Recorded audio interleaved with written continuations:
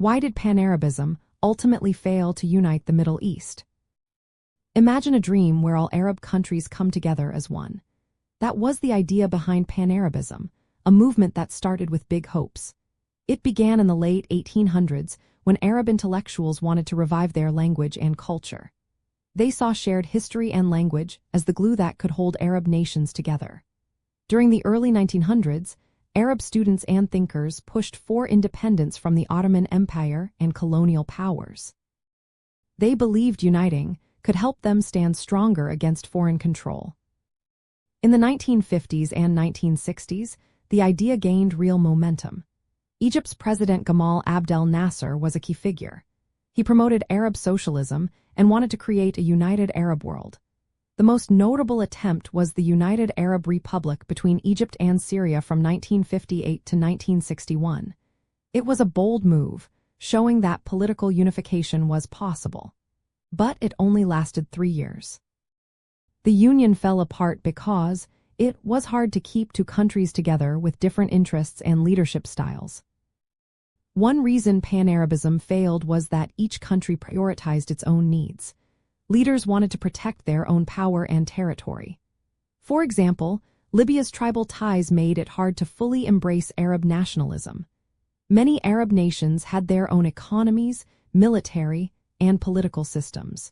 They were more loyal to their own governments than to a larger Arab identity. Over time, the movement shifted from trying to create one big Arab state to simply promoting cultural bonds. It became more about shared language and history than actual political unity.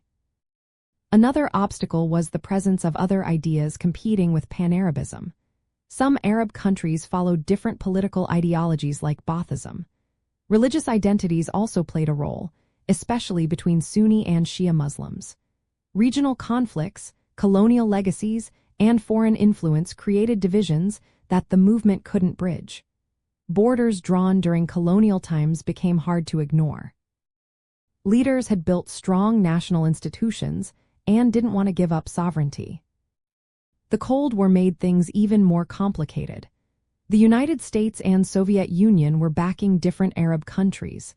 Some aligned with the West, others with the Soviets. This split made it impossible for all Arab states to unite under a single banner. They were caught in superpower rivalries that kept them apart. When Nasser died in 1970, the movement lost its most charismatic leader. Without him, the push for unity slowed down. New leaders focused on their own countries instead of Arab solidarity. Over time, Pan-Arabism became more of a cultural idea than a political goal. Today, it's remembered as part of Arab history, but the dream of one united Arab nation remains unfulfilled. The movement showed that shared language and history aren't enough to overcome the practical realities of sovereignty, regional differences, and external pressures.